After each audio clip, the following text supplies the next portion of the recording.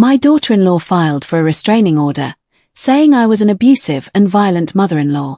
There I was, Margaret, 70 years old, sitting in that cold courtroom, listening as Victoria spun stories about me in front of the judge. She claimed I hit her, that I screamed, that I terrified my own granddaughter. Lies. All of it lies. But what she didn't know, what no one in that room could imagine, was that my granddaughter Emma, just 6 years old, had something saved on her pink tablet. Something Victoria had hidden so carefully. And when the judge asked her if she wanted to say anything, my little one raised her hand and said in a trembling voice, "I can show you something Mommy hid." The judge nodded. Emma held up the tablet, her little fingers pressed play, and as the first images began to appear on the large courtroom screen, I watched Victoria's face transform from perfect tears to absolute pale shock. She tried to stand up. She tried to run, but it was already too late. Before we continue, please subscribe to Granny's Voice channel and write in the comments what time it is where you are watching from now and what time it is there. We might give you a shout out in our next video. Today's shout out goes to Marie Adams. Thank you for being part of this great family. Now, let me tell everything. I lived in the house I built with my husband Robert 45 years ago. A beautiful home with a large backyard where I grew roses and jasmine. After Robert died 5 years ago, the house felt enormous and empty. The first few months were terrible. I'd wake up expecting to hear his voice. I'd make coffee for 2 out of habit. But slowly, I built a routine. My friends from the book club came over on Tuesdays. On Thursdays, I went to the farmer's market. On Sundays, David, my only son, came over for lunch. Those Sunday lunches were my joy. David worked as an engineer for a construction firm.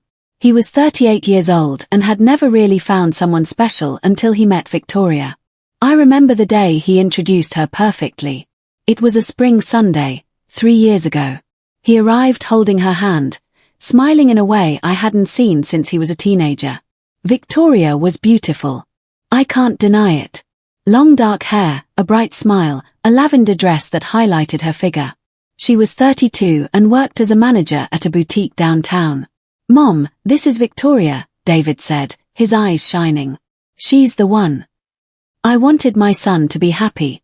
He had been alone for so long, so I welcomed her with open arms.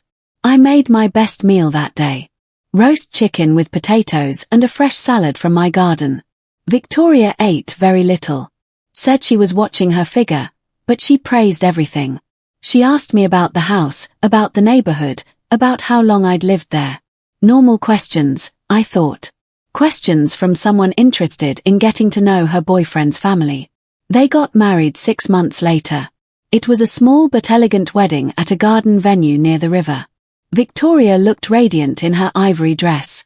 I cried tears of happiness, seeing my son so in love. During the first year of marriage, everything seemed wonderful. They lived in an apartment about 20 minutes from my house. They came to visit me every couple of weeks. Victoria always brought flowers or some store-bought dessert. She smiled, hugged me, and sweetly called me Mom Margaret. When she got pregnant, the excitement was immense. David was euphoric. I was going to be a grandmother for the first time. I bought baby clothes, knitted blankets, and prepared the guest room for when they came to visit with the baby. Emma was born on an autumn morning. She weighed 7 pounds. She had David's eyes and her mother's little button nose. She was perfect. The first few months were chaotic for them. Victoria left her job to stay home with the baby. David worked long hours to make up for the lost income. I offered to help. I'd go over 3 times a week to watch Emma while Victoria rested or ran errands. I loved holding that little girl, singing her the same songs I sang to David when he was a baby. Victoria seemed grateful. She'd make me tea and we'd chat about recipes and parenting tips. It was all harmony. But then about a year ago, things started to change subtly at first. Victoria started making strange comments. One day while I was rocking Emma in their apartment living room, she said, "Mom Margaret, this big house you live in must be so hard to maintain at your age. Have you thought about selling it and moving somewhere smaller? Maybe one of those nice retirement condos?" I was surprised. I had no problem maintaining my house. I had a gardener who came once a month and a woman who helped me with the deep cleaning every 2 weeks. No, dear, I answered calmly. This house holds all my memories. It's where I raised David. I don't plan on moving. Victoria smiled, but something in her eyes changed. It was just for a second. A cold flash that disappeared so quickly I thought I'd imagined it. After that, the visits became less frequent. When I called to ask if I could see Emma, Victoria always had an excuse. The baby was sick. They had plans. It wasn't a good time. David would call me from work, apologizing. Mom, Victoria is just really stressed. Motherhood is hard. Give her time. I understood, or I tried to, but I miss my granddaughter. I missed those moments of connection. Then 8 months ago, everything changed drastically. David called me one night. His voice sounded tired and worried. Mom, we need to talk to you. Can we come over tomorrow? My heart sped up. Had something bad happened? Was Emma okay? The next day, all 3 of them arrived. Emma ran to me and hugged my legs. She had gotten so big. She was already 5.5, talking non-stop. Grandma, I missed you so much, she said in her sweet little voice. David and Victoria sat on the living room sofa. He took my hand. Mom, we lost the apartment. The owner sold the building and the new landlords want to renovate. They gave us 30 days to get out. My first instinct was to help. Do you need money for a deposit on a new place? I have some savings. David shook his head. Mom, we've been looking. Everything is so expensive. Decent apartments are $1,500 a month plus a deposit. We can't afford that right now. Victoria wants to go back to work, but daycare costs $800 a month. I looked at Victoria. She kept her eyes down, fiddling with her hands. What do you need? I asked directly. It was Victoria who spoke. Mom Margaret, I know it's a lot to ask, but this house has 4 bedrooms. You only use one. Could we stay here temporarily? Just until we save up enough for our own place. 3 months, 6 at the most. I looked at David. He nodded, hope in his eyes. It would just be temporary, Mom, I promise. How could I say no? It was my son, my granddaughter. Of course, I would help them. All right, I said finally. You can stay as long as you need. Victoria got up and hugged me. Thank you, Mom. You don't know what this means to us. But when she hugged me, I didn't feel warmth. I felt something calculated, something cold. They moved in a week later. They brought boxes and furniture. They took the 2 bedrooms on the 2nd floor, one for them and one for Emma. I gave them space. I tried to be the perfect mother-in-law. I didn't comment on their mess. I didn't complain when the music was loud. I cooked dinner for everyone. I watched Emma when they had to go out. The first few days were relatively calm. But soon, I started noticing strange things. Victoria spent a lot of time in her room with the door closed, talking on the phone in a low voice. When I walked down the hall, she would abruptly go silent. She started asking me for the house keys, saying she needed to make copies for emergencies. I agreed. One afternoon, I came home from the market and found her in my bedroom going through the drawers of my dresser. Victoria, what are you doing in here? I asked, startled. She jumped, clearly frightened. Oh, Mom Margaret, I was just looking for some aspirin. I have a terrible headache. I pointed toward the bathroom. The medicine is in the bathroom cabinet, not in my bedroom. She smiled nervously. You're right. How silly of me. I must be really out of it. She left quickly, but I was left with an uneasy feeling in my stomach. After that incident, I started paying more attention. I noticed Victoria checking my mail. I saw her photographing documents I'd left on the dining room table, the deed to the house, bank statements. When I asked her why, she said she was helping me get organized. At your age, Mom Margaret, it's easy to lose important papers. I'm just making digital copies, so everything is safe. It sounded reasonable, but something inside me screamed that this wasn't right. David was working so much he was barely home. He left at 6 o'clock in the morning and would get back at 8 at night. On weekends, he was exhausted. Victoria had completely taken over the house. She moved my things without asking. She changed the layout of the living room furniture. "It's more modern this way," she'd say. She invited her friends over without telling me. She used my cooking ingredients and never replaced anything. When I tried to talk to David about it, he sighed wearily. "Mom, please. Victoria is stressed. We're all under pressure. Can't you just be patient?" I felt guilty. Maybe I was being too sensitive. Maybe I was the problem. But then 6 months ago, I heard something that changed everything. It was a Tuesday afternoon. I had gone to the doctor for my routine checkup. The appointment was quicker than expected. I got home 2 hours early. When I opened the front door, I heard Victoria's voice coming from the kitchen. She was on the phone. Something in her tone made me stop. I stayed in the entryway without making a sound. "I'm telling you, it's working," Victoria was saying, her voice excited. "The old woman trusts me completely. I already have copies of all the important documents. The deed to the house is in her name, but I've been doing some research.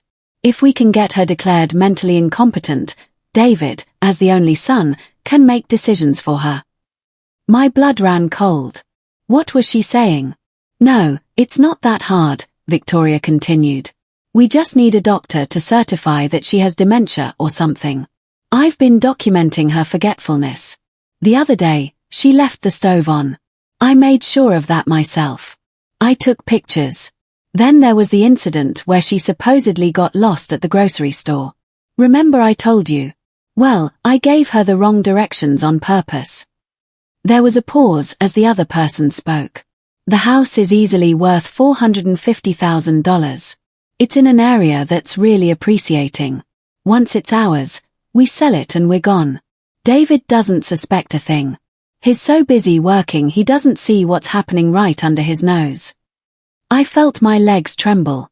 I had to lean against the wall so I wouldn't fall. What if the old woman resists? Victoria asked the phone. Silence as she listened to the reply. "Well, then we'll have to get more creative. Derek, baby, trust me. I've had this plan since before I even married David. Why do you think I picked him? It wasn't for his charm, I promise you. It was because I did my research. Only child, widowed mother with a valuable property. He was the perfect mark." My heart shattered into 1,000 pieces. Derek. Who was Derek? Victoria had a lover. Had her entire marriage to my son been a lie from the beginning?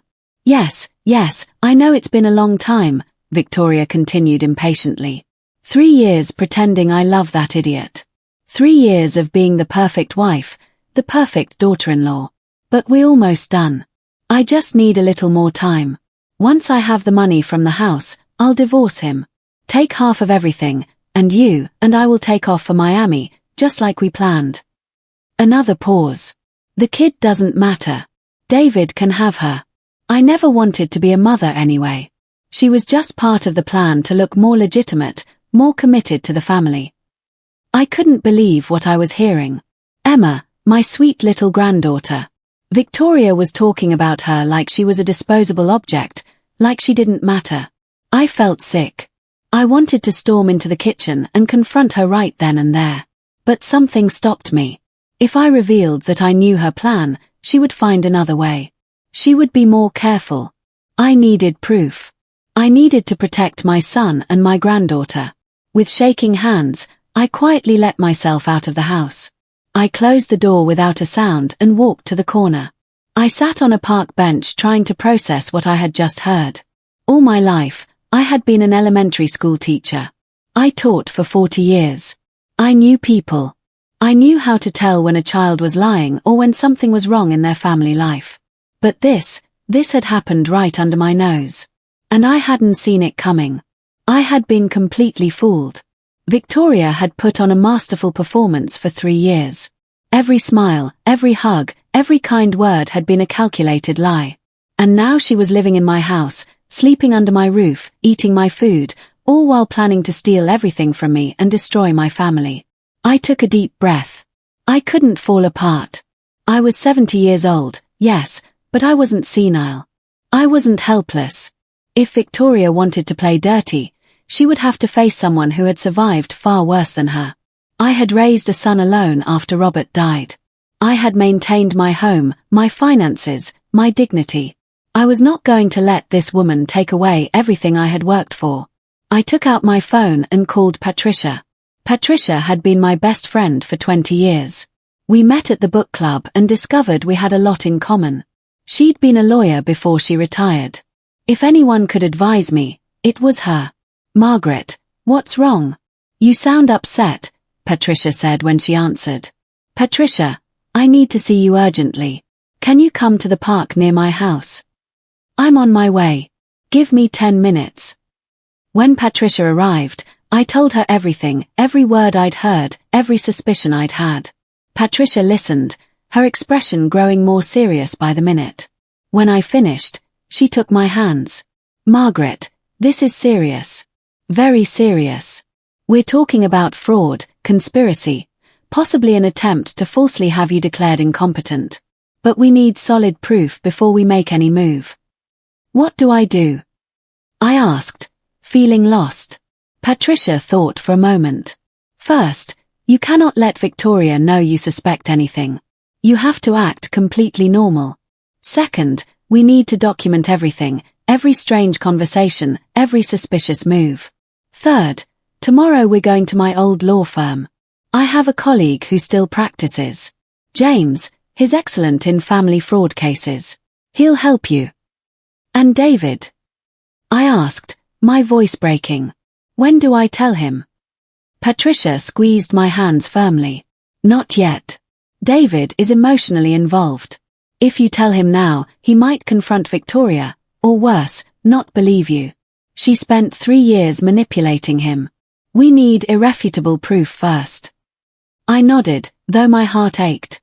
I was going to have to pretend. I was going to have to smile and act like nothing was wrong while my daughter-in-law plotted my destruction. I went back home an hour later. Victoria was in the living room watching television. "Hi, Mom Margaret. How was the doctor?" she asked in her usual sweet voice. It took all my strength not to tremble with rage. "Everything's fine, dear. Just a routine checkup," I replied with a smile I hoped looked natural. "Where's Emma?" "In her room playing. Want to make dinner together? I bought ingredients for lasagna." I agreed. We cooked together that night. Victoria chatted animatedly about trivial things. I nodded, smiled, and answered. But inside I was cold as ice. I watched her every gesture, every look, trying to figure out what else she was planning. The next day, Patricia picked me up early. I told Victoria we were going shopping. At the law office, James greeted me with professional warmth. He was a man in his 50s with graying temples and an intelligent gaze. I told him the whole story again. He took meticulous notes. "Mrs. Thompson, what you're describing is serious. If Victoria is indeed planning to fraudulently have you declared incompetent and take your property, we are looking at several crimes. We need to build a strong case." "How?" I asked anxiously. James leaned back in his chair. "First, we're going to protect your assets. Today, we'll get a full medical workup with a neuropsychologist I trust. This will establish that you are in full command of your mental faculties. Second, we need evidence of Victoria's intentions. Do you have any way to record conversations in your house?" I hesitated. "I don't know if that's legal in this state."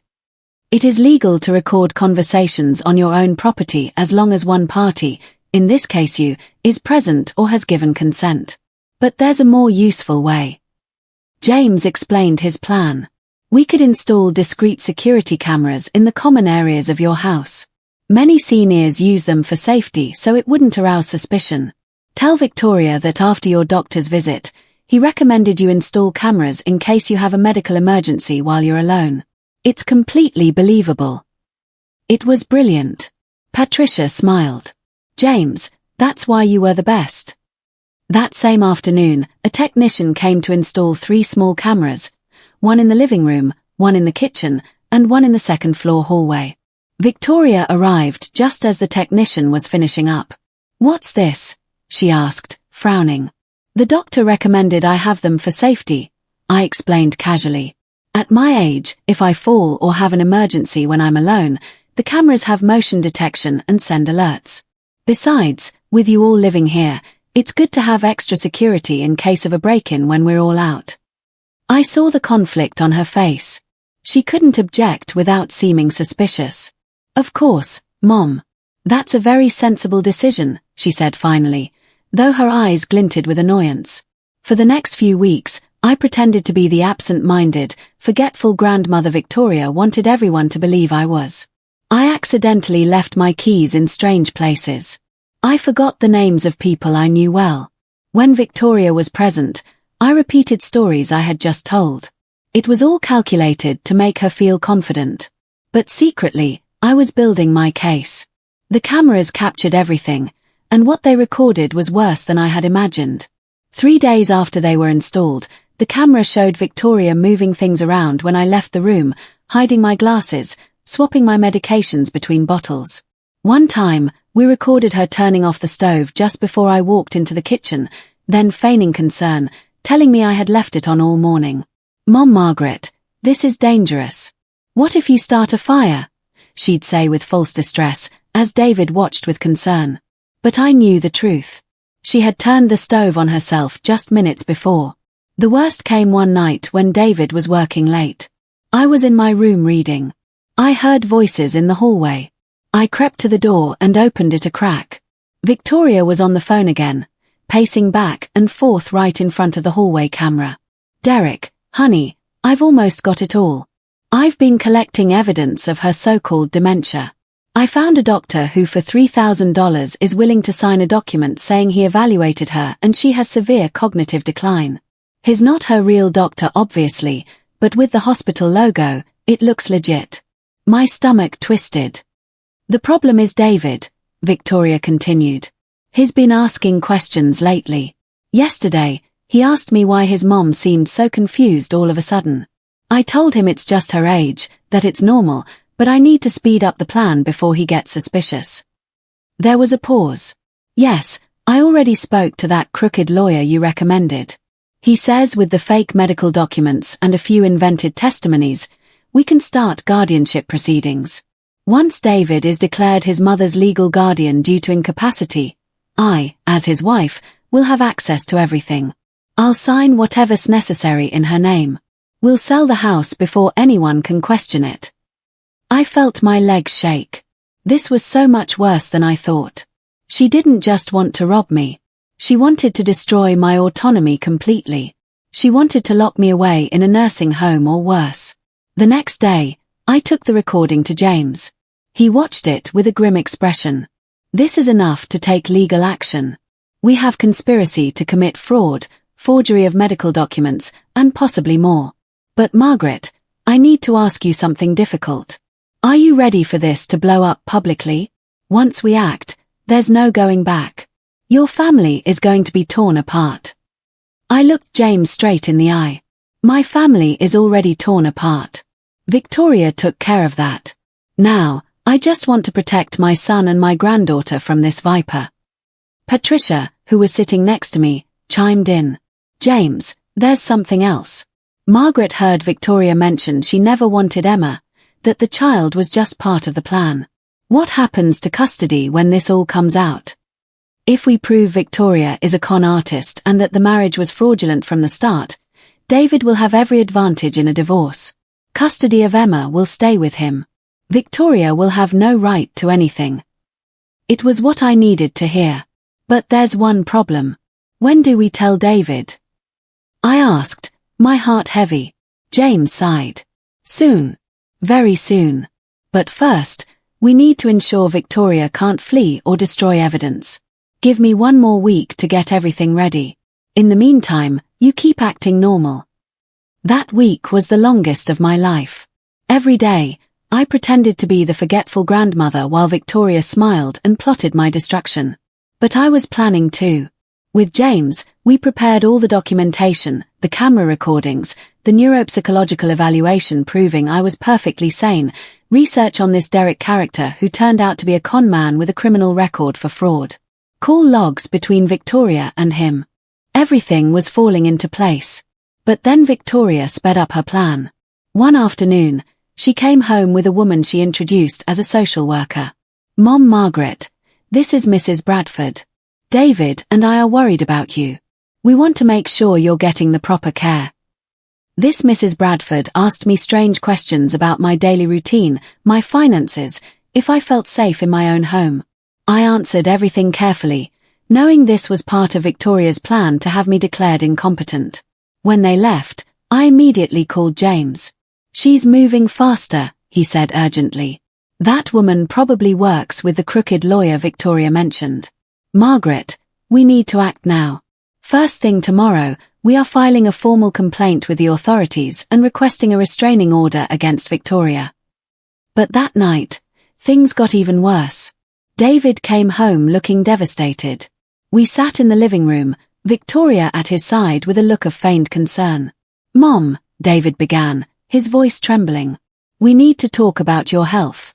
Victoria showed me videos of you doing dangerous things, leaving the stove on, losing things, forgetting conversations. I'm really worried. I looked at Victoria. She met my gaze with an almost imperceptible smirk. She had edited the camera recordings, showing him only the parts where I looked confused, deleting the sections where she herself caused those incidents. It was brilliant and evil. Son, I said calmly, I'm perfectly fine. Those incidents are being taken out of context. Victoria interrupted, her voice soft but firm. Mom Margaret, I know it's hard to accept, but dementia is like that. The people who have it don't realize it. That's why David and I have decided it's best for you to be evaluated by a specialist. We already have an appointment for tomorrow. I froze. This was her final move. The crooked doctor she mentioned on the phone. I'm not going anywhere, I said firmly. David took my hand. Mom, please. It's just an evaluation. If everything is fine, great. But we need to be sure. Besides, Victoria and I have been talking. This house is a lot for you. Maybe you should consider moving to a place with assistance. We can sell the house and use the money to pay for a nice, comfortable facility. There it was. The entire plan laid out on the table. My son, completely manipulated, suggesting the exact thing Victoria had been plotting from the beginning. I looked at David and saw in his eyes that he truly believed he was helping me. He thought he was protecting his sick mother. Victoria had poisoned him against me perfectly. David, I said, my voice clear and strong. I am not sick, and I am not selling my house. This conversation is over. I stood up and went to my room. I heard Victoria whisper something to David. Their voices rose. He was confused. She was insistent. I couldn't sleep that night. I knew Victoria was about to make her final play. I called James at 2 in the morning. James, we have to act tomorrow. Victoria is going to try to take me to a fake doctor. If I sign anything under pressure or deceit, I could lose everything. Understood, James replied, instantly awake and alert. First thing in the morning, we're filing everything with the judge. I'm also going to contact David directly. He needs to know the truth before it's too late. The next morning, everything exploded. James called David and asked him to come to his office urgently. David, confused, agreed. In that meeting, James showed him everything. The complete camera recordings showing Victoria manipulating situations. The audio of her calls with Derek planning the fraud. The evidence of the crooked doctor. The criminal record of her lover. David was in absolute shock. David left that office a broken man. James called to tell me, Margaret, your son is processing everything. He's in shock, furious, confused. I asked him not to confront Victoria yet. We need to handle this legally first, but my son couldn't hold back. That afternoon, he came home trembling with rage. I was in the kitchen making tea when I heard the door fly open. Where is she? David yelled in a voice I had never heard. Victoria came downstairs, a confused look on her face. David, what's wrong? What's wrong? He repeated with bitter sarcasm. What's wrong? You're really asking me that? Does Derek ring a bell? Or the plan to declare my mother senile to steal her house, or the crooked doctor you were going to pay $3,000?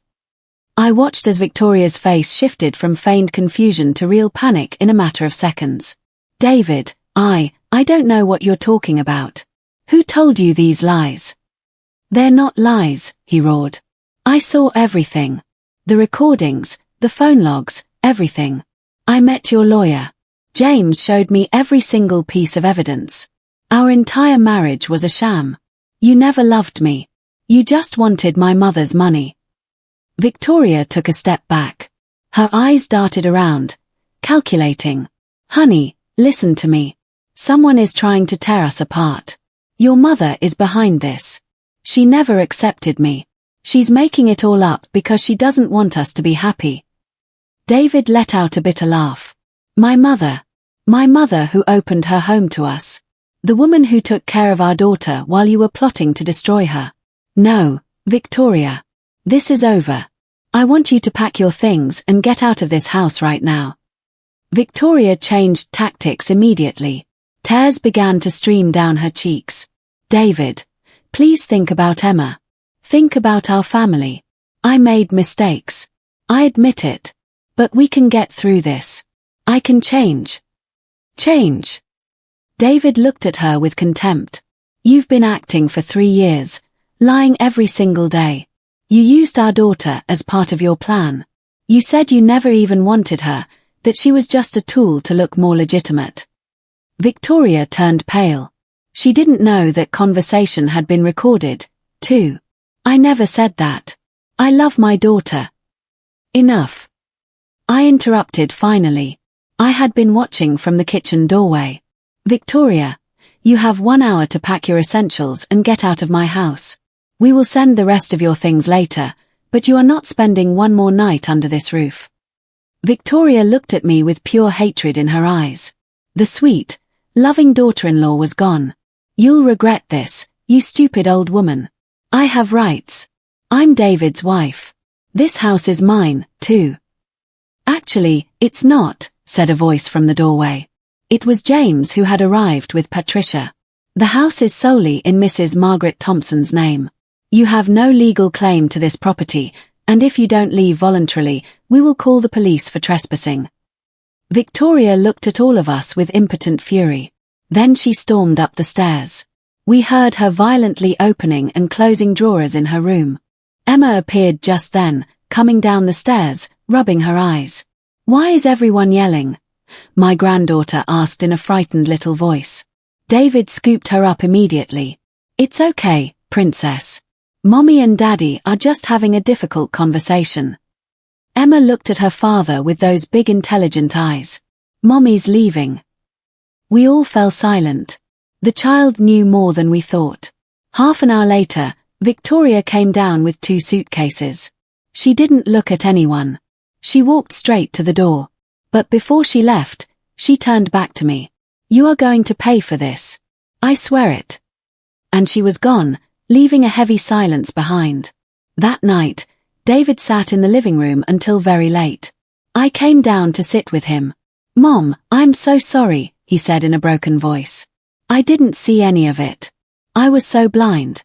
I failed you. I sat beside him and took his hand. You didn't fail me, son. Victoria was a professional manipulator. She fooled all of us. The important thing is that now we know the truth and we can protect Emma. How could I have been so stupid? He lamented. I thought she loved me. I planned a future with her. And it was all a lie from day one. There were no words that could ease that pain. I could only be there, hold his hand, and let him grieve for the marriage that never really existed. But Victoria didn't give up easily. 2 days later, we received a legal notice. She was suing for divorce and demanding full custody of Emma, plus financial compensation and alimony. James read the documents with a serious expression. She's playing hardball. She knows she has nothing, so she's trying to scare you into a settlement. How bad can this get? David asked anxiously. She has no real proof against your mother. We have all the evidence of her fraud, But legal proceedings can be long and painful. Be patient. Over the following weeks, Victoria intensified her attacks.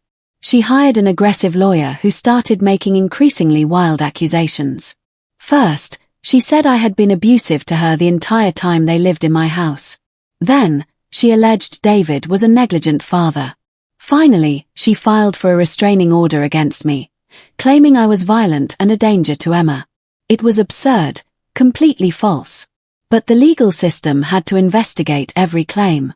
I had to undergo psychological evaluations. David had to do the same. They interviewed neighbors, friends, anyone who had been around our family. It was humiliating and exhausting. The worst part was when they temporarily limited my contact with Emma while they investigated the abuse allegations. I couldn't see my granddaughter. I couldn't talk to her. Victoria had managed to use the system against me as punishment. I cried many nights thinking about Emma, wondering what Victoria was telling her about me, if she was scared, if she thought her grandmother had abandoned her. David kept me updated. Emma asks for you every day, Mom. I tell her she'll see you soon. She doesn't understand why you can't visit. My heart broke every time I heard that. Patricia was my rock during that time. She came over every day. She brought me food when I had no appetite. She forced me to go for walks when all I wanted to do was stay in bed. Margaret, you can't let Victoria see you weak. You have to stay strong. The truth is going to come out. And then the summons for the hearing on the restraining order arrived. I would have to go to court and defend myself against Victoria's accusations. James meticulously prepared our case. We had all the recordings, all the testimonies, all the evidence of her fraud. Victoria is going to lie under oath, James warned me. She's going to cry. She's going to play the victim. But we have the truth on our side. The morning of the hearing, I dressed in my best pearl grey suit. I wanted to look dignified, respectable. Patricia came with me. David would be there too with Emma as the judge had requested her presence. When we arrived at the courthouse, I saw Victoria for the first time in weeks. She was dressed conservatively with minimal makeup, looking every bit the worried, frightened mother. We entered the courtroom. The atmosphere was cold, formal, and intimidating. The walls were a pale beige with rows of dark wooden benches. The judge's bench dominated the front of the room. I sat at the defense table with James at my side.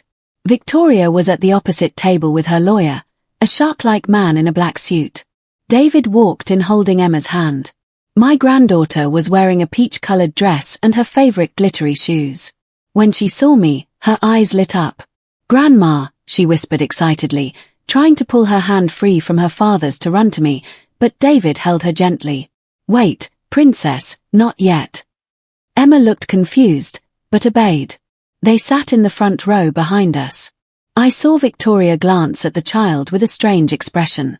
It wasn't motherly love. It was more like annoyance at her presence. The judge entered. He was a man in his 60s with stark white hair and a serious but not unkind expression. Court is in session. Case number 234567. Victoria Hayes versus Margaret Thompson. Petition for a restraining order. Victoria's lawyer stood up first. "Your Honor, my client has suffered systematic emotional and psychological abuse at the hands of the respondent, her mother-in-law. During the months they lived under the same roof, Mrs. Thompson exhibited aggressive, threatening, and destabilizing behaviors. My client fears for her safety and the safety of her minor daughter." It was unbelievable to hear those words. Me, who had opened my home, who had cared for her child, who had tried to help at every turn.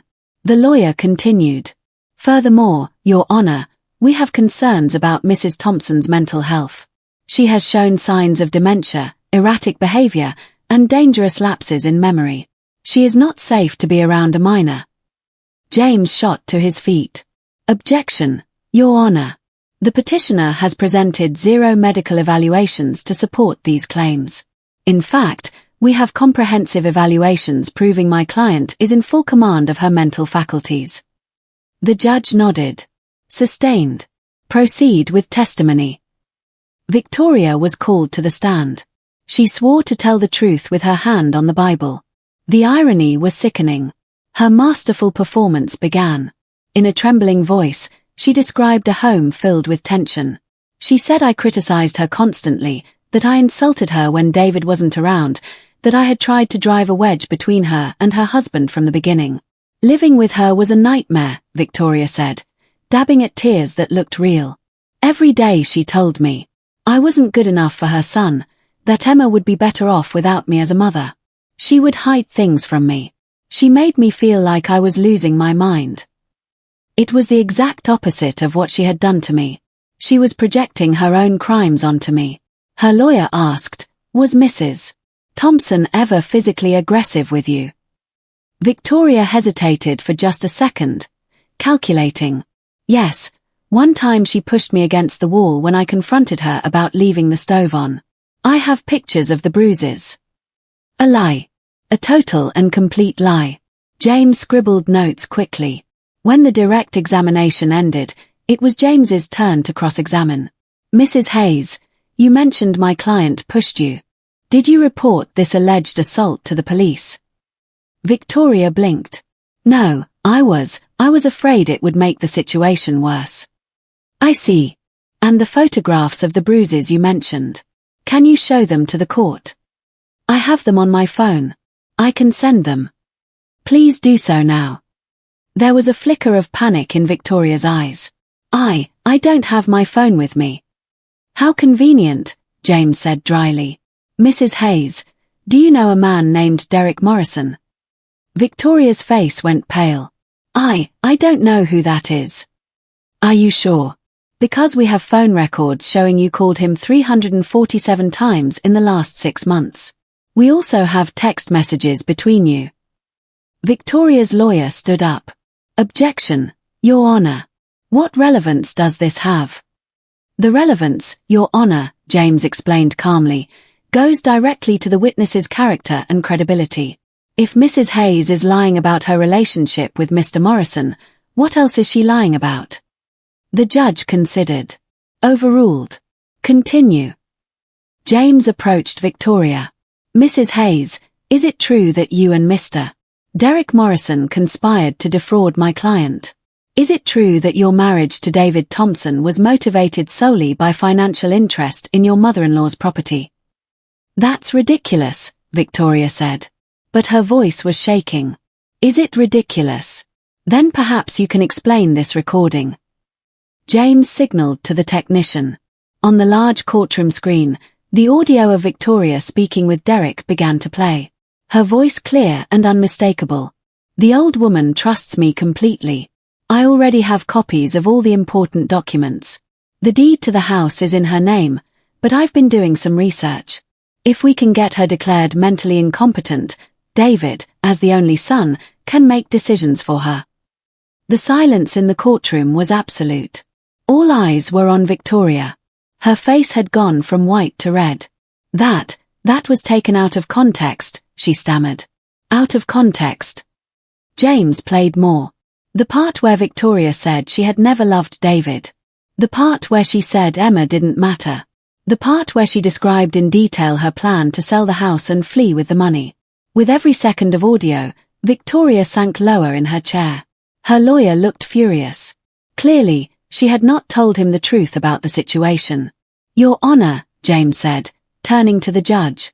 "We also have video recordings from the security cameras in my client's home that show Mrs.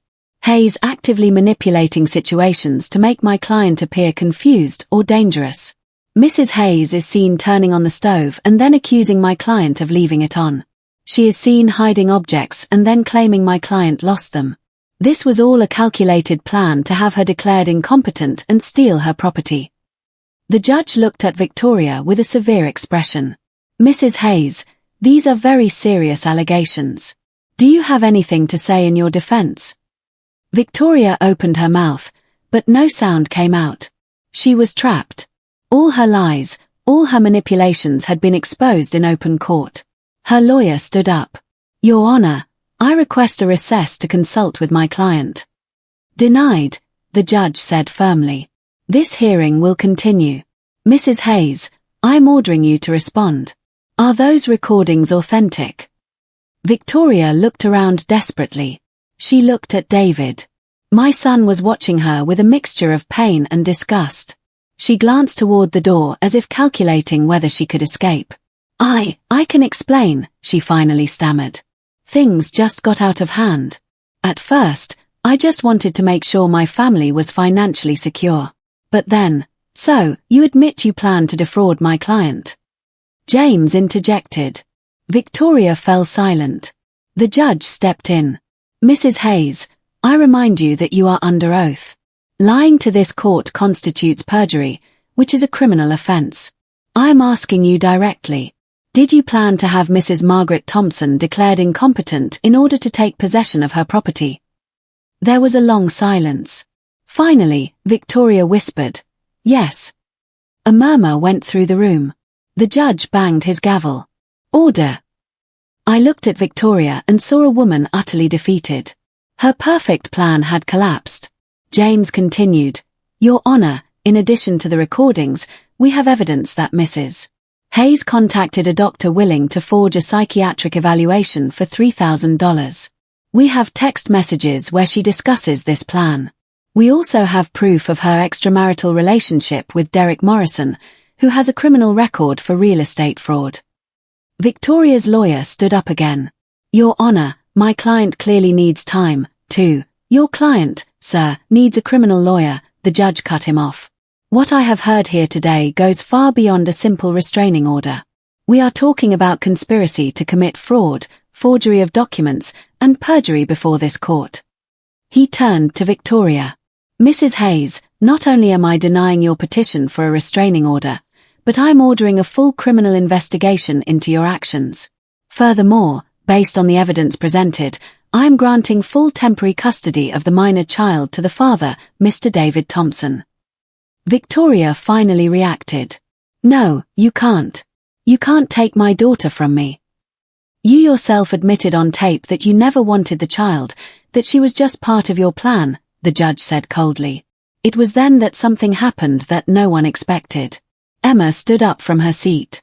My 6-year-old granddaughter walked toward the front of the courtroom with determined steps, clutching her pink tablet to her chest. We all watched, stunned. Mr. Judge, Emma said in her clear little voice. I can show you something Mommy hid. The judge leaned forward, intrigued. What do you have there, young lady? My tablet. It has videos.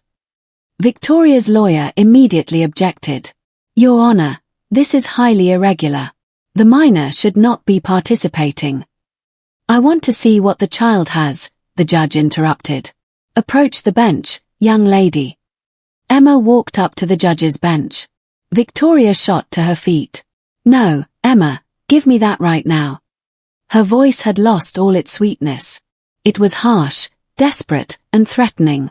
Sit down, Mrs. Hayes, the judge commanded. Bailiff, please ensure she does not interfere.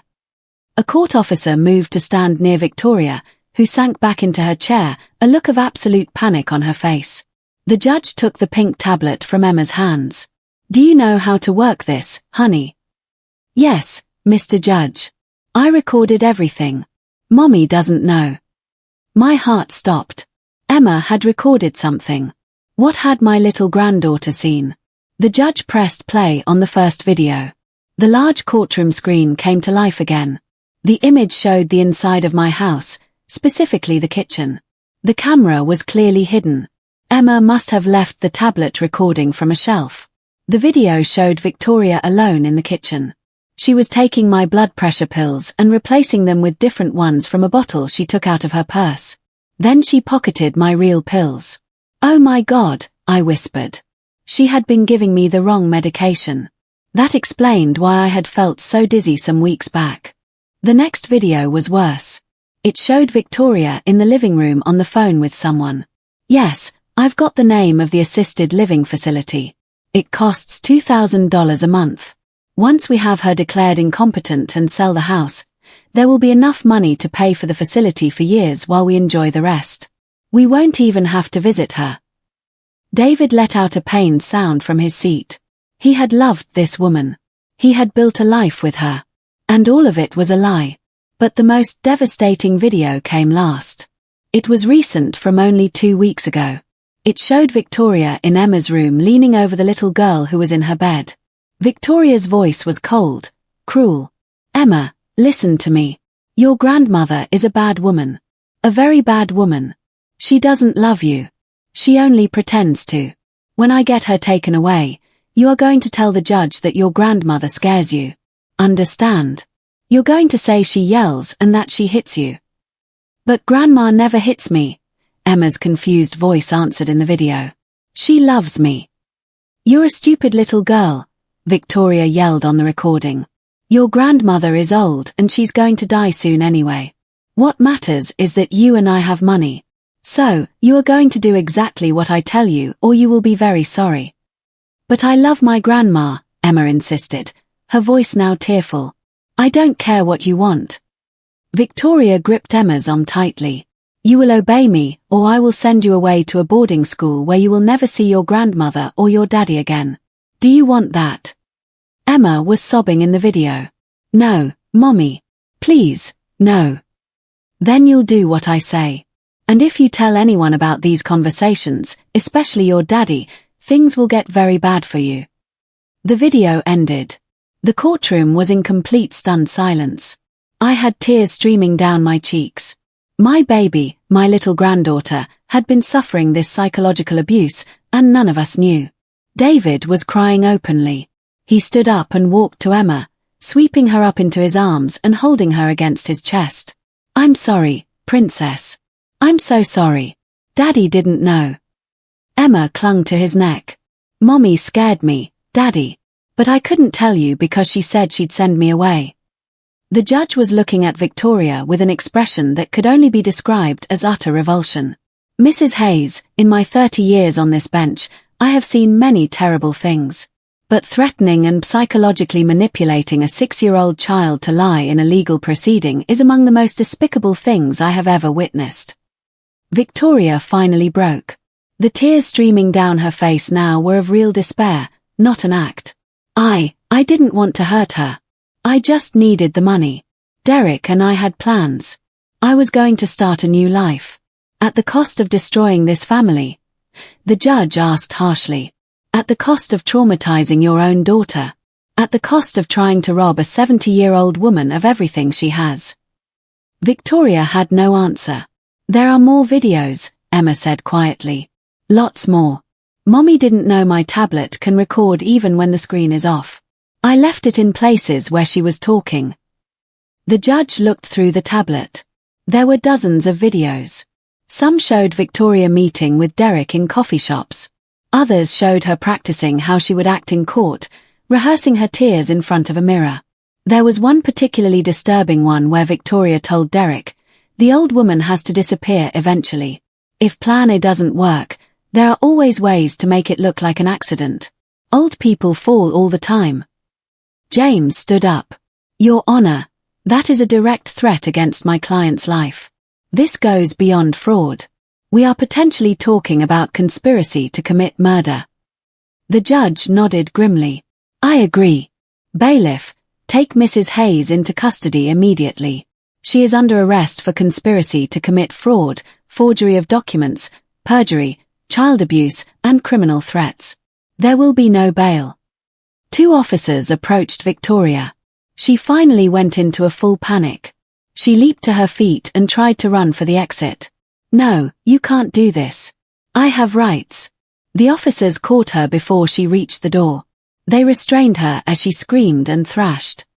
Let me go. This is unfair. Margaret set me up. She planned all of this. Mrs. Hayes, the judge said in a firm voice, the evidence speaks for itself. You planned every step of your scheme. Mrs. Thompson simply defended herself by documenting your crimes. As the officers led her out of the courtroom in handcuffs, Victoria looked at me with pure hatred. This isn't over. I will find a way to destroy you.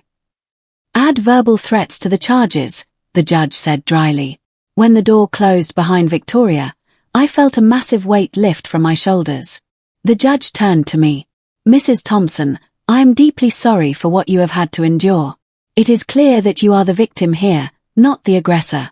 The restraining order is not only denied, but I'm issuing a permanent restraining order against Mrs. Hayes.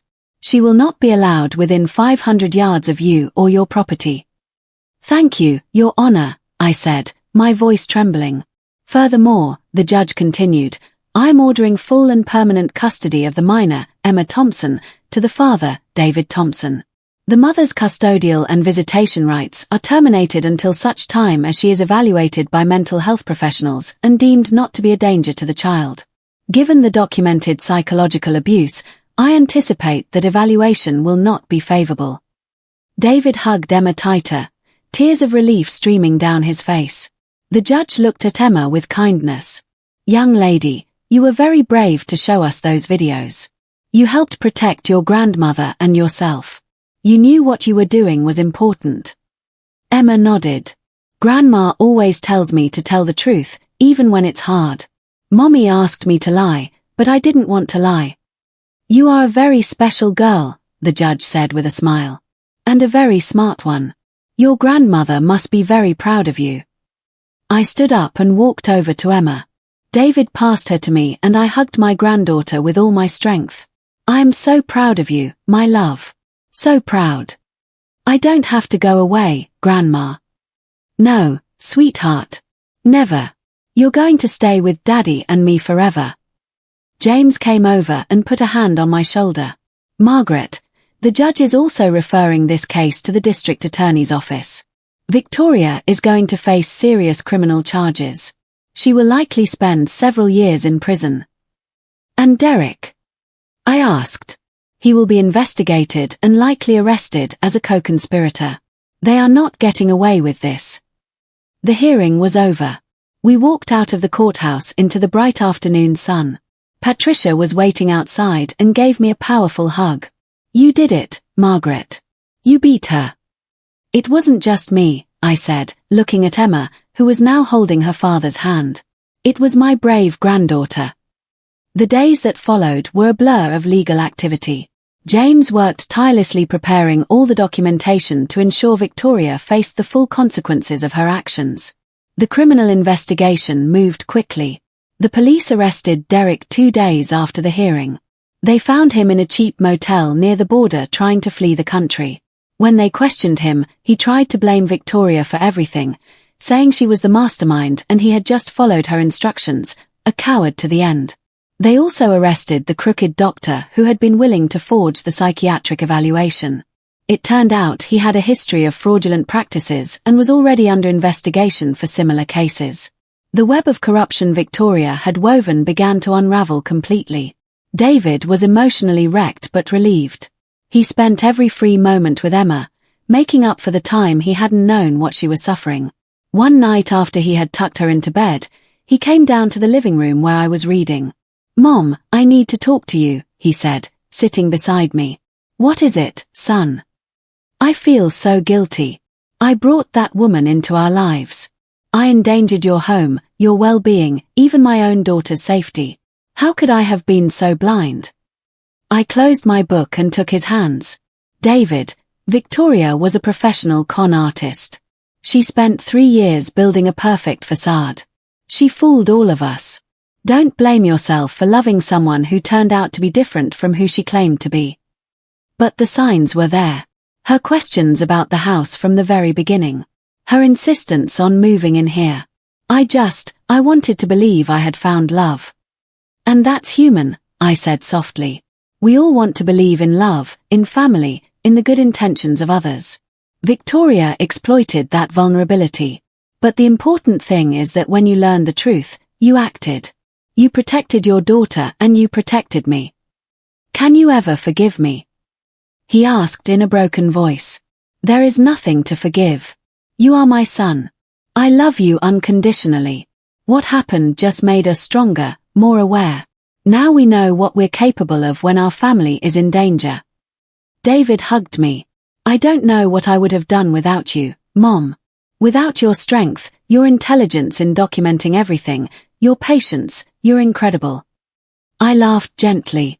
I'm just a 70-year-old woman who wasn't going to let anyone steal what I built over decades of work. We sat in silence for a moment. Then David asked, "Do you think Emma will be okay?" After everything she heard, everything she saw, the psychological abuse. Emma is strong, I answered with certainty. She's 6 years old, but she showed more courage than most adults. With love, therapy, and time, she will heal. I've already spoken to James about finding a good child psychologist for her. Thank you, Mom, for everything. The following week, James updated us on the case. Victoria is cooperating with the prosecutors. She knows the evidence against her is overwhelming, so she's trying to negotiate a reduced sentence in exchange for testifying against Derek and the crooked doctor. What kind of sentence are we talking about? David asked. Even with cooperation, she's looking at between 5 and 8 years in prison. The charges are multiple and serious. Fraud, conspiracy, forgery, child abuse, criminal threats. The judge isn't going to be lenient. I felt a strange mix of relief and sadness. Relief that Victoria wouldn't be able to hurt us for a long time. Sadness that Emma would grow up knowing her mother was in prison. And the divorce? I asked. Considerably fast-tracked given the circumstances, James nodded. David will have the divorce finalized in about 3 months. Victoria isn't fighting anything. She has no legal leg to stand on after it was proven the marriage was fraudulent from the beginning.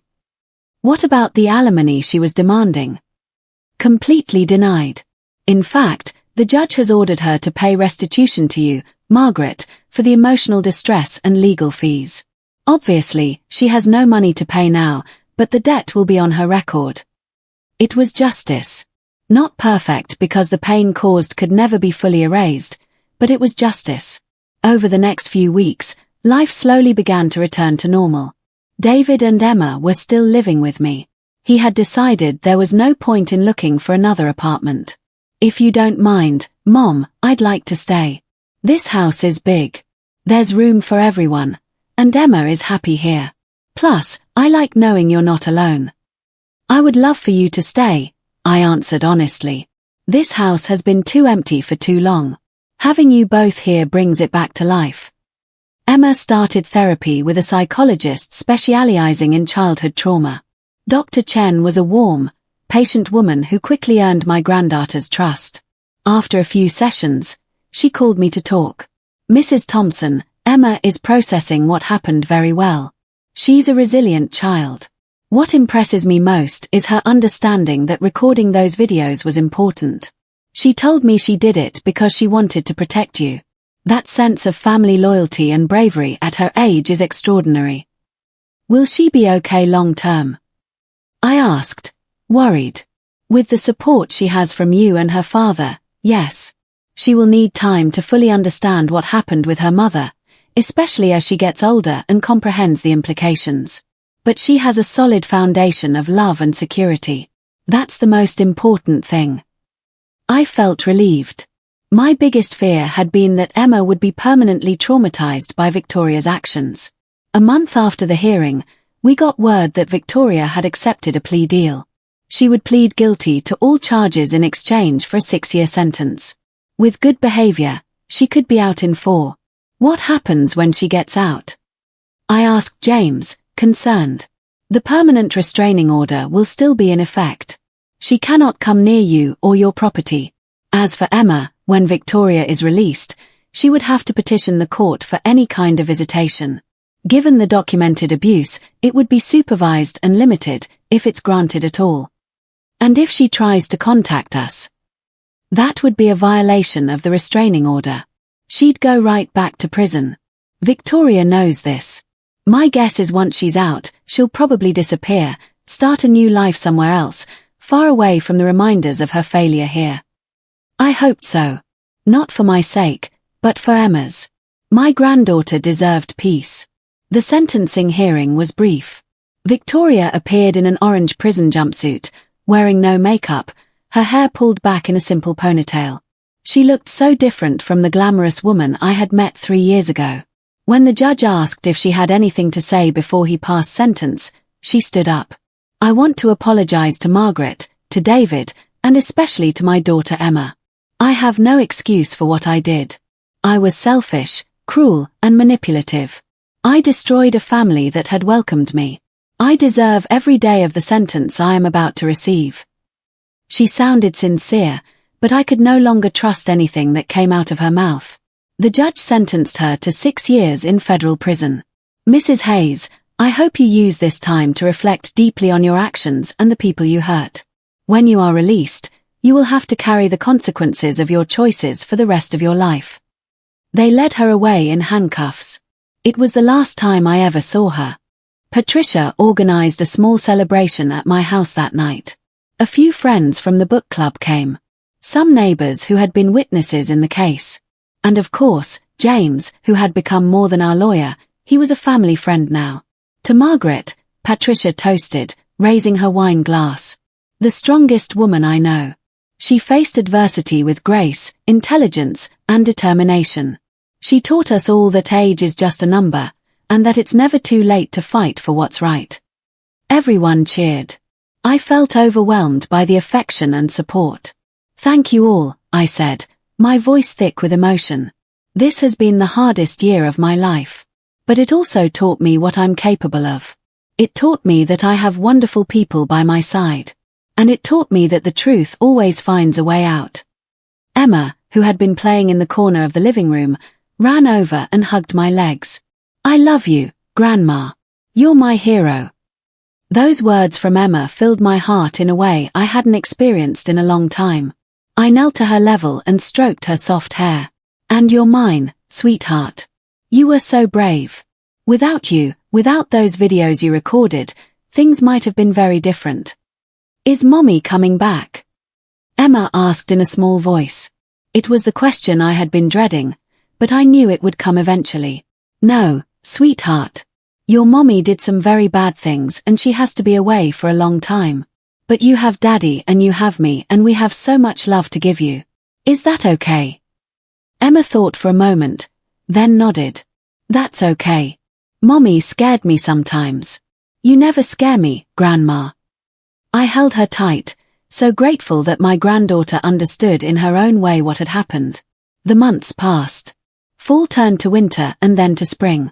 Life found a new rhythm.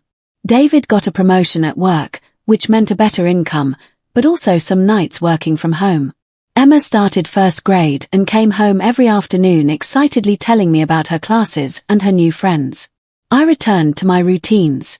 Book club on Tuesdays, the farmer's market on Thursdays, but now with the added joy of dropping off and picking up Emma from school, helping her with homework, and baking cookies together on weekends. The house that had been so empty after Robert's death was now brimming with life again. A child's laughter filled the hallways. The refrigerator was covered in Emma's drawings. The dining table was always set for 3.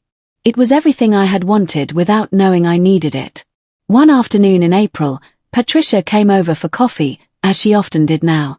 We sat in the backyard enjoying the warm spring sun. You know, Patricia said, looking at the roses that had begun to bloom. When this all started, I was afraid you wouldn't get through it. Victoria attacked your home, your security, your family. I thought it would break you. There were moments when I thought it would, too, I admitted, especially when I couldn't see Emma, when David was so confused, when it felt like no one believed me. But then I realized something. What's that? That I'd survived worse. I lost Robert. The love of my life. I raised David on my own. I faced tough financial years when he was little. I've overcome illness, loss, and disappointment. Victoria was just another storm, and I knew how to survive storms. Patricia smiled. You're stronger than you think, Margaret. You always have been. The funny thing is, I continued, Victoria thought my age was a weakness. She thought because I was older, I'd be easy to manipulate, easy to fool. She didn't understand that making it to 70 means you've seen a lot, learned a lot, and survived a lot. She didn't just underestimate me. She underestimated the wisdom that comes with age. And she paid the price for that arrogance, Patricia added. Have you heard anything about her? James keeps me informed. She's in a federal prison about 3 hours from here. Apparently, she's taking classes while serving her sentence. Part of me hopes she really does change for her own sake. But most of me is just grateful she's far away. And David, How is he handling it all? Better every day. He's in therapy, too. It's helping him process the betrayal, the guilt, all of it. He's even started dating someone, though very cautiously this time. Patricia laughed. I imagine he does a full background check on anyone he meets now. I asked him to introduce me to his new friend before things get serious, I said with a smile. I'll be personally vetting her intentions. You're a terrifying mother-in-law now, Patricia joked. Not terrifying, protective. There's a difference. We laughed together, enjoying the light-hearted moment after so many months of tension. James had become a frequent visitor, too. He sometimes came for Sunday dinner. Emma adored him and called him Uncle James. One evening as he was helping me clear the table, he said, Margaret, I worked your case pro bono, but even if I had charged my full rates, it wouldn't have been enough payment for what I learned from you. What did you learn? I asked, surprised. That you should never underestimate anyone based on their age or appearance. That justice sometimes requires patience and strategy, not just direct confrontation, and that the strongest people are often the ones who boast the least about their strength. I was deeply moved. James, you saved my home, my reputation, my family. I should be thanking you. We saved each other, he said with a warm smile. That's how real friendship works. 2 months later, we got the news that David's divorce was officially final. There were no legal ties left between him and Victoria. That night, David, Emma, and I went out to dinner to celebrate. We went to Emma's favorite restaurant, one with bright yellow tablecloths and cheerful music. A toast, David said, raising his water glass. Since Emma couldn't have wine and he decided to join her. To new beginnings, to real family, and to the most amazing woman I know, my mom, who protected us all, even when we didn't know we needed protecting. We clinked our glasses. Emma giggled and asked if she could order dessert. Life was simple again, simple and sweet. One summer afternoon, nearly a year after all the chaos, I was sitting in my backyard reading when Emma came running out of the house. Grandma, my teacher says we have to write about our hero for class. Can I write about you? About me? I asked, surprised. Sweetheart, there are so many more interesting heroes. Astronauts, scientists, activists. But you're my hero, Emma insisted, climbing into my lap. You fought the villain and you won. Like in the movies, and you protected me. I felt tears sting my eyes. My love, I'm not a hero. I'm just a grandmother who loves her family. That's exactly what makes you a hero, Emma said with the simple logic of a 7-year-old. Maybe she was right. Maybe heroism wasn't about capes and superpowers. Maybe it was about getting up every day and fighting for the people you love, even when you're scared. Especially when you're scared. That night, after helping Emma with her hero essay, I went up to my room. I sat at my vanity, the same mirror where I had gotten ready for the court hearing almost a year ago. I looked at my reflection. Grey hair, wrinkles around my eyes, hands that showed decades of work. But I saw something else, too. I saw strength. I saw resilience. I saw a survivor. I thought about everything that had happened. How Victoria had nearly destroyed everything I had built. How I had come so close to losing my home, my dignity, my family. But here I was, still standing, still fighting, still loving. My phone buzzed. It was a text from Patricia. Coffee tomorrow at 10 o'clock. I have juicy gossip from the book club. I smiled and texted back. I'll be there. Life went on. Simple, ordinary, beautiful. I went downstairs and found David in the living room watching TV. Everything okay, Mom? He asked. Everything is perfect, son. And it was true. For the first time in a long time, everything was perfect. Not perfect as in without problems or challenges, but perfect in the sense that we were together, safe, and loved. That was all that really mattered. Weeks later, on a particularly beautiful morning, Emma and I were having breakfast together in the backyard. She was eating her pancakes while telling me about a science project at school. Grandma, she said suddenly, do you think I'll ever have to forgive Mommy? The question caught me off guard. Why do you ask that, sweetheart? Dr. Chen says forgiving doesn't mean what someone did was okay.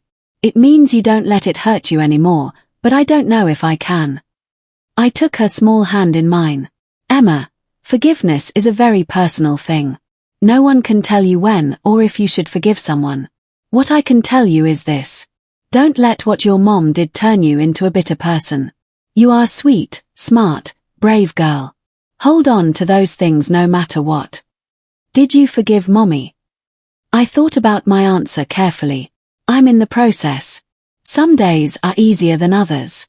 What helps me is remembering that while Victoria is in prison paying for what she did, I'm right here in my garden having breakfast with my favorite granddaughter. She didn't win. Love won. And that's the best revenge of all. Living well. Emma nodded thoughtfully. I think I understand. That afternoon, while Emma played in her room and David worked in his makeshift office upstairs, I sat on the living room sofa with a hot cup of tea. I looked around my home. The walls that had witnessed so much pain now echoed with laughter again. The spaces Victoria had tried to steal were now filled with genuine love. I thought about the woman I was a year ago, scared, attacked, questioning my own sanity. And I looked at the woman I was now, stronger, wiser, more secure. The suffering had not been in vain. It had taught me what I was capable of. It had shown me who my true allies were. It had given me a deeper bond with my son and my granddaughter. My phone vibrated. A text from James. Victoria petitioned for visitation with Emma. Denied by the judge. Thought you'd want to know. I replied, thank you for keeping me informed. And I went back to drinking my tea, calm. Victoria would keep trying. She would keep looking for ways to reclaim something she had lost. But she didn't scare me anymore. I had faced her worst, and I had won. The sun was beginning to set, painting the sky in shades of pink and gold. I heard footsteps on the stairs. David appeared, holding Emma's hand. Mom, Emma wants to build a fire in the backyard and roast marshmallows. Are you in? Absolutely, I said, smiling. We went out to the backyard. David built the fire while Emma and I found the sticks for the marshmallows. We sat around the fire, watching the flames dance as the sky slowly darkened. This is my favorite place in the whole world, Emma said with a sigh of contentment, her marshmallow perfectly golden. Mine, too, I said, looking at my family. And it was true. After everything that had happened, after the betrayal, the pain, the legal battle, here I was in my backyard, in my home with the people who truly mattered. Victoria had tried to take everything from me. Instead, she had given me something priceless, the absolute certainty that I was stronger than I ever imagined. Today, I am alone in the sense that I don't have a husband. I don't have a romantic partner. But for the first time in years, I am at peace. I have my son. I have my granddaughter. I have my home. I have my dignity. And I have the satisfaction of knowing that when someone tried to destroy me, I stood up and fought back. And I won. Not with violence, not with revenge, but with truth, evidence, patience, and love. That, I decided as I watched Emma laugh with her father under the stars, was the sweetest victory of all.